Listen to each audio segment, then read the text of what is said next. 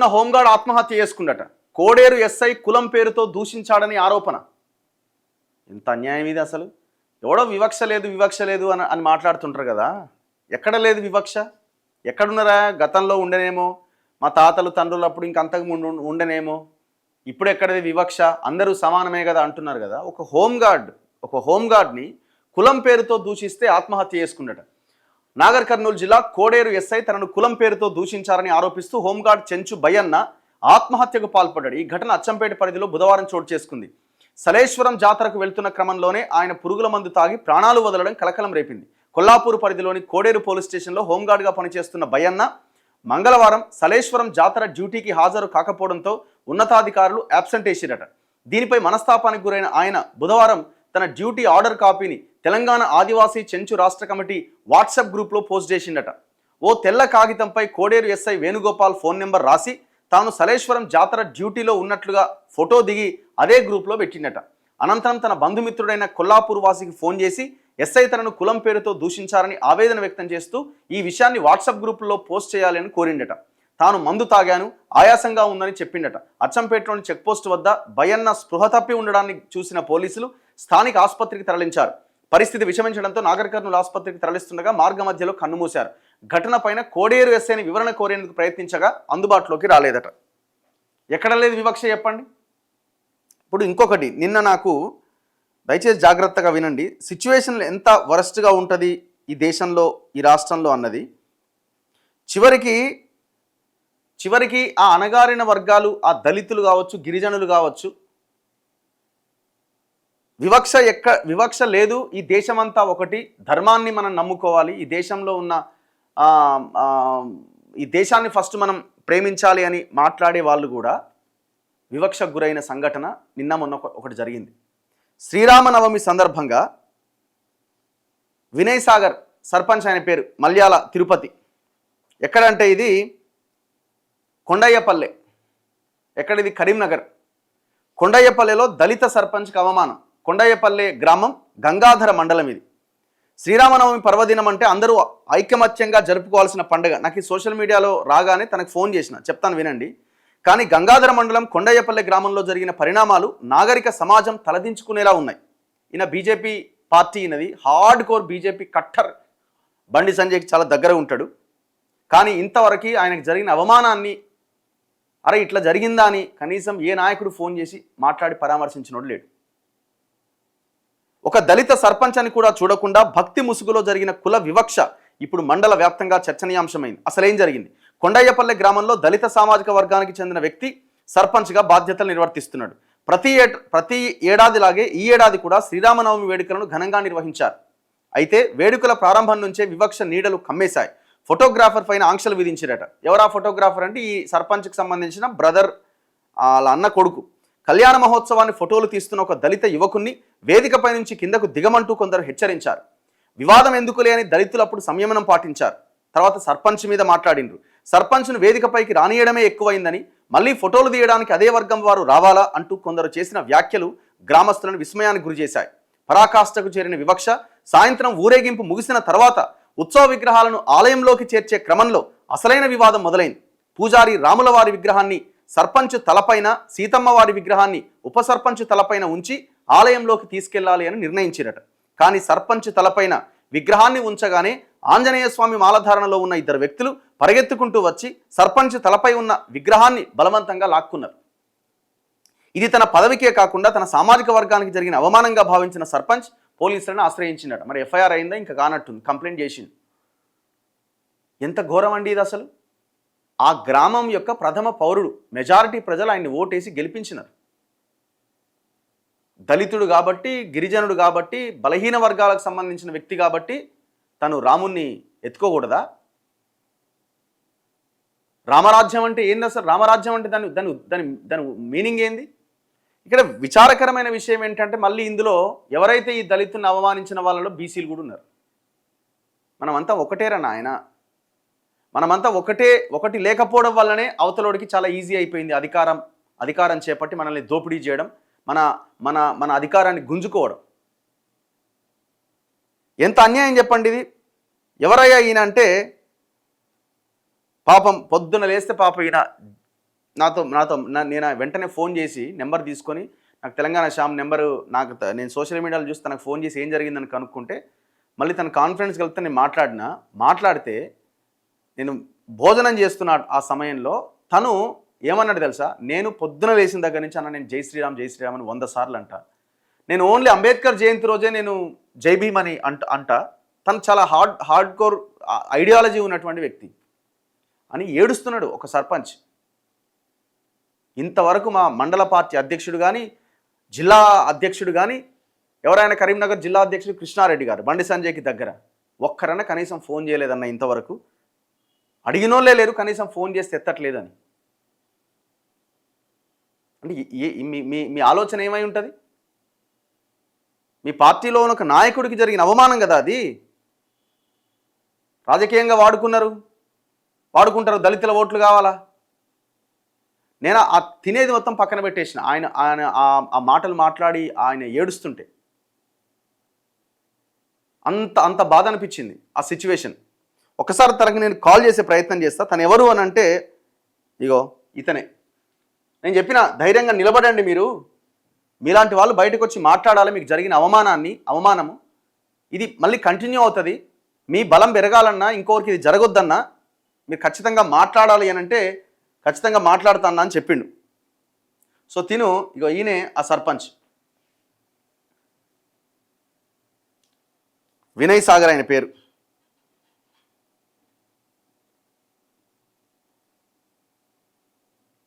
మరి బండి సంజయ్ ఫోన్ చేసిండా ఇంతవరకు? తెలియదా మీకు? తెలుసు. మరి మీ అధ్యక్షుడికి ఆల్రెడీ ఆయన ఫోన్ చేసినాడు కదా, అధ్యక్షుడు ఎందుకు ఫోన్ ఎత్తలే?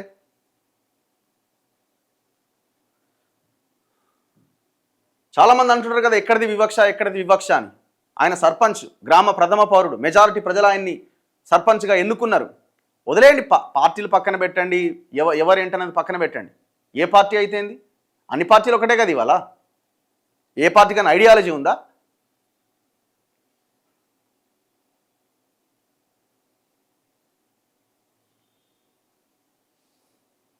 తనకు ఫోన్ చేస్తాను, ఒక్కసారి వినే ప్రయత్నం చేయండి. మరి ఏం లిఫ్ట్ చేస్తాడో ఏమో తెలియదు.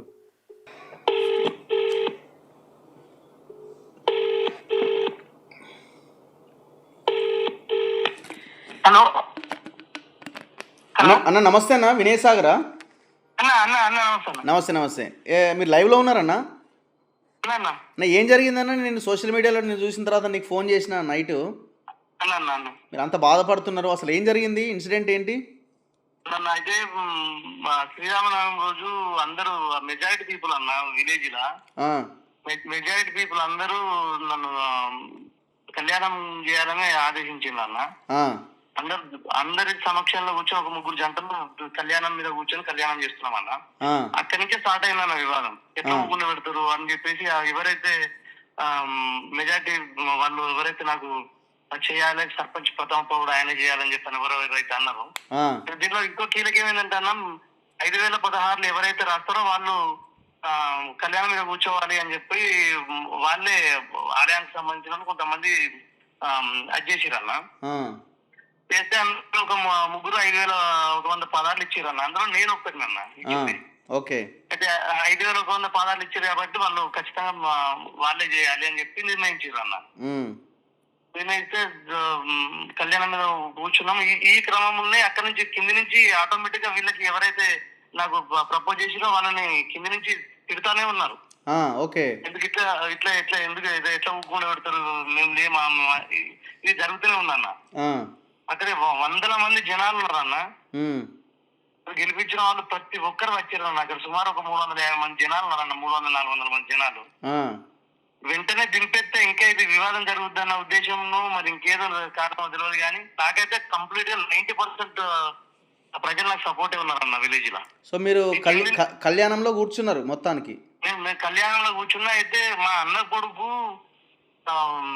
ఉప సర్పంచ్ గారి అబ్బాయి ఇంత పెద్ద కార్యక్రమం చెప్తున్నాం, ఇది మంచిగా అందరికి ఆదర్శవంతంగా ఉండాలి, మంచి వీడియోలు ఫోటోలు తీయమని అతన్ని స్టేజ్ మీదకి రమ్మని చెప్పారన్న. అనగానే అబ్బాయి పైకి వచ్చి ఫోటోలు తీస్తున్నారు. ఫోటోలు తీస్తే అక్కడ స్టార్ట్ అయిందన్న. సర్పంచ్ ఎక్కడమే అది గొప్ప, ఇంకా ఇంకో మనిషి ఎక్కుతాడా, ఇంకా ఇంకో దళితుడు ఎక్కుతాడా అనే కోణంలో ఆయన ఆ పిల్లాన్ని 20 సంవత్సరాల పిల్లాడన్న ఆ, బలవంతంగా కిందికి దింపేసాడు అన్న వేదిక మీద నుంచి. అబ్బా, ఆ, బలవంతంగా కిందికి దింపేసిండు. నేను అంటే 2 రోజుల ముందు నుంచే ఈ వివాదం జరుగుతూనే ఉందన్న. ఆ, అంతకు ముందు రోజే శివాజీ యూత్ అని ఒకటి పెట్టిరన్న. ఓకే. దాంట్లో ఏ దళితుడికి ప్రాతినిధ్యం లేదు. ఆ ఇది ర్యాలీ చేసిరన్న, ఛత్రపతి శివాజీ మహారాజ్ ర్యాలీ చేసిరన్న జయంతి రోజు. ఛత్రపతి కనీసం శివాజీ నాకు ర్యాలీ ఏ రోజు చేసిరు? ఇది జయంతి రోజు, శివాజీ మొన్న జయంతి మొన్న రోజు జయంతి రోజా? ఓకే. మొన్న అన్న. ఆ రోజు కూడా నాకు ఎటువంటి ఇంటిమేషన్ లేదు, నాకు కనీసం చెప్పని కూడా చెప్పలేదు అన్న. అయినా నేను ఏంటంటే మా ఊరు డెవలప్ కావాలి, మన నమ్మి ఓట్లేసారు అనే కోణం ఉండి నేను పని చేసుకుంటూ అరే వస్తున్నాను. నువ్వు సర్పంచ్ కదన్నా, నిన్ను పిలవకపోతే ఎట్లా? నువ్వు లేకుండా ఎట్లా? పిలవలేదన్న, అవసరం లేదు, పిలవాల్సిన అవసరం లేదు అని చెప్పేసి వేసుకున్నారన్న. ఇది అయిపోయిన తర్వాత మళ్ళీ సాయంత్రం ఊరేగింపు అన్న. ఆ ఊరేగింపులో మొత్తం ఊరేగింపు అంతా చేసినాం, విలేజ్ మొత్తం ఊరంతా తిప్పినాం.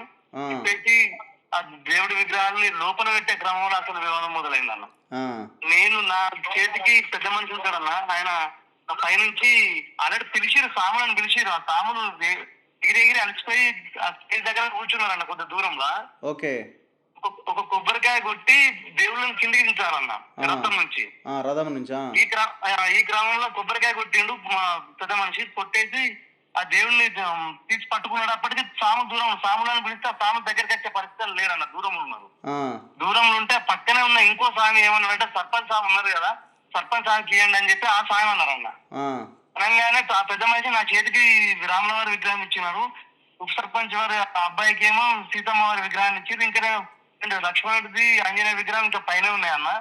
ఆ లోపు అక్కడి నుంచి నలుగురు సాములు పరిగెత్తుకొని వచ్చేసి నా చేతుల నుంచి లాక్కొని, ఆ పెద్ద మనిషిని నువ్వు ఎట్లిస్తావు ఆయనకి అని చెప్పి ఆ పెద్ద మనిషిని నువ్వెట్లా ముట్టుకుంటావని నన్ను ఇంకా అతని ఇది జరిగింది. అయినా కూడా నేను అన్నాను, నా చేతుల నుంచి లాక్కున్న తర్వాత స్వామి ఇంత మంచి కార్యక్రమం జరిగింది, ఇది మన చెడ్డ పేరు లాంటిది, మీరే గిట్లా అయితే ఎట్లా స్వామి, ఇది పద్ధతి కాదు, సరే అయిందేమున్న స్వామి మీరు తీసుకున్నారు కదా, వద్దు గొడవ వద్దని కూడా చెప్పిన అన్న.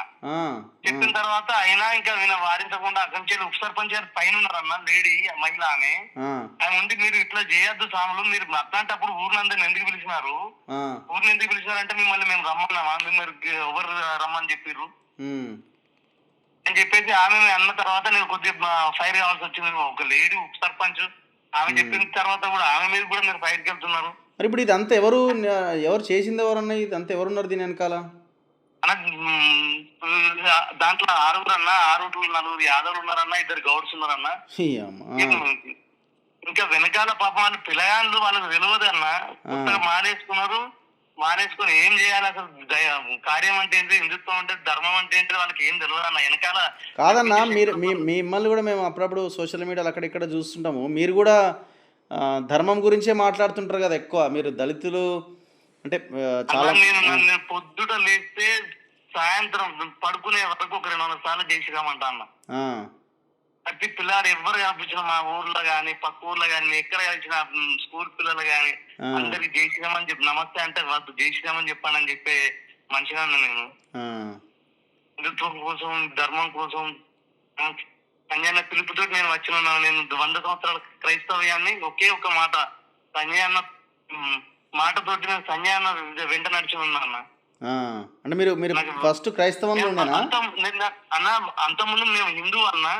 ఊర్లో వివక్ష జరుగుతుందని మా నాన్న జనతా పార్టీ అప్పుడు జనతా పార్టీ కార్యకర్త అన్న. బీజేపీ అంటే మా నాన్న ఇట్లా కోసుకుంటాడన్న. మా నాన్న భయంకరమైన జాతీయవాదన్న. వివక్ష విషయం మా నాన్న ఏంది ఇట్లా, ఇది సరైన విధానం కాదని చెప్పేసి మా నాన్న మనసు చంపుకొని మొత్తం మారిండు అన్న. మీ నాన్న జనతా పార్టీలో అక్కడి నుంచి మతం మారి అప్పటి నుంచి అన్న వివక్షను తట్టుకోలేక మా నాన్న మతం మారితే తర్వాత క్రమేపీ ఒక రోజు అనుకోకుండా మా సంజయ్ అన్న మా ఊరికి వచ్చే క్రమంలో దూరం కళ్యాణం ఉంటాడు అన్న. ఆయన మా ఇంటికి ఇట్లా పిల్లాడు ఉంటాడు జాతీయవాది ఇట్లా సో అంటే అన్న వచ్చి, నువ్వు సాగర్, నువ్వు కత్తర్ కార్యకర్త, నువ్వు హిందూ జాతీయవాది, నువ్వు మనం ధర్మం కోసం పనిచేయాలంటే ఒకే ఒక్క మాట మీద నేను మా నాన్న మతం మారింది కానీ ఎప్పుడు నేను చర్చికి వెళ్ళిన సందర్భం లేదన్న. కానీ గుళ్ళకి వచ్చే పరిస్థితి లేదు కదా అన్న. అవునవునవును అన్న నమ్మరు కానీ మా ఊర్లో కొబ్బరికాయ కొట్టాలంటే బయట నుంచి కొట్టాల్సిన పరిస్థితి అన్న. అబ్బా ఇంకా ఈరోజు బయటకెళ్ళి నేను ఎప్పుడైతే సంజయ్ పిలుపు గారికి ఎప్పుడైతే వెళ్ళినా అప్పటి నుంచి అవేర్నెస్ చేసి ఈ విషయంలో సంజయ్ ఫుల్ సపోర్ట్ ఉండే అన్న, ఫుల్ సపోర్ట్ ఉండే అన్న.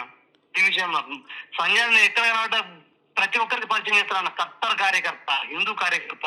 మరి నీకు ఇంత అవమానం జరిగింది, ఫోన్ వచ్చిందా మరేమన్నా మీ బీజేపీ వాళ్ళ నుంచి? నా బీజేపీ ఇంకా అన్న సంజయ్ అక్కడ ఢిల్లీలో ఉన్నట్టున్నాడు అన్న. సంజయ్ వారికి ఇంకా చేరలేదు. నేను మా మండల అధ్యక్షునికి చెప్పినా అన్న. మా మండల అధ్యక్షునికి చెప్తే మా మండల అధ్యక్షుల వారు నా మీద తప్పుడు సమాచారం బయటకి. ఇప్పటి వరకు నాకు ఎవరు కూడా కాల్ చేయలేదు అన్న. ఫోన్ చేస్తే లిఫ్ట్ చేసేది లేదు. జిల్లా అధ్యక్షుడికి ఫోన్ చేశారా? బాధ ఏంటంటే అన్న, నేను చేయలేదన్న. ఆయన కూడా చేయలేదన్న. ఎవరు చేయలేదన్న. అరే మరి మాట్లాడేదన్న నిన్న. ఎంత బాధ కలుగుతుందన్న అంటే ఇంకా అసలు ఏంది, నిత్యం ధర్మం కోసం కొట్టాడుతా అన్న. మీకు నిలబడాలి కదా, మీకు సపోర్ట్గా నిలబడాలి. ఎఫ్ఐఆర్ ఏమన్నా చేసిరా మరి దీని మీద? అయితే వాళ్ళు ఇక్కడ కూడా చూడండి అన్న, నా స్వార్థం సాములు మాల మీద ఉన్నారనే ఒకే ఒక కారణంతో కొద్దిగా ఓపిక పడుతున్నా అన్న. ఓకే, వద్దు వాళ్ళు డిస్టర్బ్ అవుతారు. ఎందుకంటే వాళ్ళు తప్పు చేయొచ్చు, కానీ ధర్మం మాల మీద ఉన్నారు అనే దాని మీద ఉన్నా అన్న. ఓకే, కంప్లైంట్ ఏమైనా చేసిరా? కంప్లైంట్ చేసిన అన్న. అంటే పిల్లలు అసలు మా సర్పంచ్ అవమానం జరిగిందని వాళ్ళే ఇంటికి వచ్చి నువ్వు ఎట్టి పరిస్థితుల్లో కంప్లైంట్ చేయాల్సిందే. మీరు కంప్లైంట్ చేయండి, ధైర్యంగా నిలబడండి. ఎందుకంటే ఇది ఇప్పుడు ఎంత దారుణం అసలు. ఏ సంవత్సరంలో ఉన్నాం మనం? ఇప్పుడు జనాలకి చాలామందికి కూడా వివక్ష ఎక్కడిది, ఇంకా ఉందా, ఎక్కడిది, కులం ఎక్కడిది అని మాట్లాడుతున్న వాళ్ళకి ఇప్పుడు మీలాంటి ఇన్సిడెంట్, మీరు మళ్ళీ దట్టు సామాన్యుడు కాదు కదా, మీరు గ్రామం మొత్తం కలిసి మెజారిటీ ప్రజలు ఎన్నుకున్న సర్పంచ్ మీరు. మీకే ఇంత అవమానం జరిగితే కామన్ మ్యాన్ పరిస్థితి ఏంది? మీరు అంటున్నారు ఇప్పటికీ దళితులం మేము గుడి లోపలికి వెళ్ళాం, గుడి బయట కొబ్బరికాయ కొడతామని. నేను ఎప్పుడైతే వచ్చిన అప్పటి నుంచి వాళ్ళని కొద్దిగా మూడు చేస్తూ మా వాళ్ళని భయపడకుండా లోపలికి తీసుకుపోయి కొబ్బరికాయ కొట్టించే పరిస్థితి తీసుకొచ్చిన అన్న. ఇప్పటికీ మా ఊర్లో ఇప్పుడు బతుకమ్మ పండుగ వస్తుంది కదా అన్న, తెలంగాణ సాంస్కృతిక పండుగ. ఇప్పటికీ మమ్మల్ని మేము ఒక వర్గంగా ఆడుకోవాలి, వాళ్ళు ఒక వర్గంగా ఆడుకుంటారు అన్న. మమ్మల్ని ఆ బతుకమ్మలో కూడా కలపరన్న. సరే అన్న, మీరు ధైర్యంగా ఉండండి అన్న. మీరు మీ పార్టీ వాళ్ళ మీద ఒత్తిడి తీసుకురండి. ఎందుకు మాట్లాడరు? వాళ్ళు కూడా మాట్లాడాలి కదా.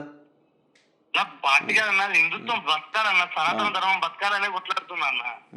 కానీ మీకే కాదు, మీరేమో ధర్మం.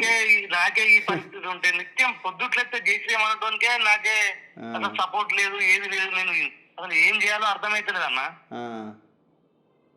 అదే కదా అలా పైనుంచి మళ్ళీ మీదికెళ్ళి ఆంక్షలు, మళ్ళీ అక్కడికి ఒత్తిళ్ళు, కేసు కావద్దు, అది ఫాల్స్ అని చెప్పేసి పైనుంచి ఒత్తిళ్ళు అన్న. మళ్ళా ఫాల్స్ ఎట్లయితే? ఫాల్స్ అంటే మనకు మనం క్రియేట్ చేసుకొని బయటికి చెప్తామా ఇది ఫాల్స్ అని?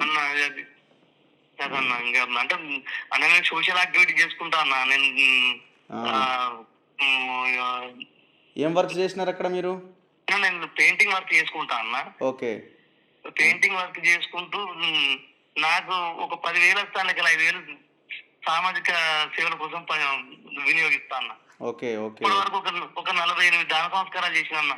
48 దాన సంస్కారాలు చేసిన అన్న. అంటే నా డబ్బులు కాదన్న, మీలాంటి వాళ్ళని ఇట్లా అన్న ఇది పరిస్థితి అన్న అని చెప్పేసి మోటివ్ చేసి ఇట్లా చేస్తూ డైరెక్ట్ వాళ్ళే వచ్చి వాళ్ళకే చేసేటట్టు ఒక 48 దాన సంస్కారాలు చేసిన. సుమారు ఒక 15-16 మంది ఆడపిల్లలకు 20,000, 25,000 ఇట్లా ఒక 3 వృద్ధ మహిళలను దత్తత తీసుకున్నా అన్న. ఓకే, కుటుంబం కంటే ఎక్కువ సమాజం కోసం పనిచేస్తా అన్న. అందుకే జనాలు నన్ను గెలిపించారన్న. మొన్న లాస్ట్ టైం ఎలక్షన్ అన్న మొత్తం ఊరు లీడర్లు అందరూ ఒకవైపు అన్న, నన్ను జనాలు మాత్రమే నన్ను గెలిపించారు. నా వైపు ఒక వార్డు మెంబర్ లేడన్న. ఓకే, అందరూ ఒకటైపు 6 సర్పంచులు, మా కొండాయపల్లి గ్రామానికి పనిచేసిన 6 సర్పంచులు ఒకటైపోయారు అన్న. నేను వస్తాను, మీ విలేజ్కి కూడా వస్తా ఖచ్చితంగా. మీరు ధైర్యంగా ఉండండి. మీరు ధైర్యంగా ఉండండి. సో మీరు ఎక్కడ ఆత్మస్థైర్యం కోల్పోయి మళ్ళీ ఇదవ్వకుండా. ధన్యవాదాలు. నాకు ధర్మం బతకాలన్నా, హిందుత్వం బతకాలి. మా దళిత హిందువులు ఇప్పుడు ఇట్లే ఉండాలి, ఇప్పుడు కన్వర్ట్ కావద్దు, మన ధర్మం. కానీ ఇప్పుడు మీరేమో ధర్మం బతకాలంటున్నారు, కానీ మీలాంటి వాళ్ళకి ఆ పరిస్థితి వచ్చింది కదా. అన్న మా ఊర్లో 120 కుటుంబాలు ఉంటాయి అన్న, దళిత కుటుంబాలు.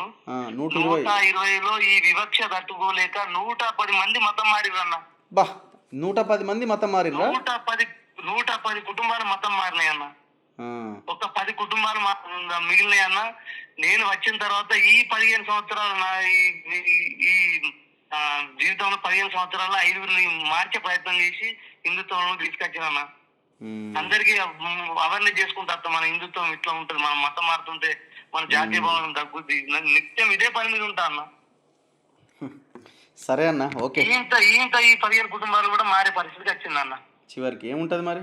ఇప్పుడు మీలాంటి పరిస్థితి ఒక సామాన్యుడికి ఎదురైంది అనుకోండి, ఏం చేస్తాడు?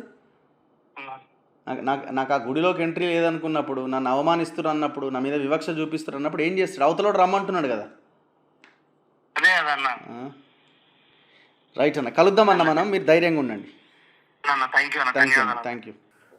సో ఇది ఇమీడియట్గా బండి సంజయ్ గారు, ఇలాంటి వాళ్ళు మీ పార్టీ కోసం పనిచేస్తున్న వాళ్ళు మీ జిల్లా నాయకునికి ఆదేశిస్తారో మీరు వెళ్తారో, అతనికి జరిగిన అవమానం మీద ఖచ్చితంగా ఆ ఎఫ్ఐఆర్ చేయించండి. ఎవరైతే వాళ్ళు ఎంతటి వారైనా ఎవరైనా జరిగిన ఘటన ఏంటో తెలుసుకొని ఆయనకు అండగా నిలబడే ప్రయత్నం చేయండి. తను బాధపడుతున్నాడు. ఒక కట్టర్ బీజేపీ కార్యకర్త, కట్టర్ బీజేపీ సర్పంచ్. ఆయన బాధపడుతూ ఏడుస్తున్నాడు.